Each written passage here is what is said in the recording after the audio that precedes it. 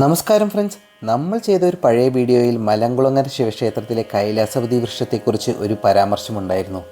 ഈ വീഡിയോയ്ക്ക് താഴെയായി കൈലാസവതി വൃക്ഷത്തെക്കുറിച്ച് വീഡിയോ ചെയ്യാൻ വന്ന ഒരു അഭ്യർത്ഥനയെ മാനിച്ചാണ് ഈ വീഡിയോ ഇന്നിവിടെ ചെയ്യുന്നത്. ഉഷ്ണമേഖലാ മഴക്കാടുകളിൽ കണ്ടുവരുന്ന ഒരിനം വൃക്ഷമാണ് കാനോൺ ബാൾ ട്രീ എന്നറിയപ്പെടുന്ന നാഗലിംഗ വൃക്ഷം അഥവാ കൈലാസവതി വൃക്ഷം. പീരങ്കി ഉണ്ടകൾ പോലെയുള്ള കായ്കൾ ഉണ്ടാവുന്നത് കൊണ്ടാണ് ഈ വൃക്ഷത്തെ കാനോൺ ബാൾ ട്രീ എന്ന് വിളിക്കുന്നത്. ഈ വൃക്ഷം പലയിടങ്ങളിലും അലങ്കാര വൃക്ഷമായി നട്ടുവളർത്തുന്നത് കണ്ടുവരുന്നു. മരം മുഴുവനായി പൂക്കൾ വിരിഞ്ഞ നിലയിൽ പലയിടത്തും ഈ വൃക്ഷം കണ്ടുവരുന്നു.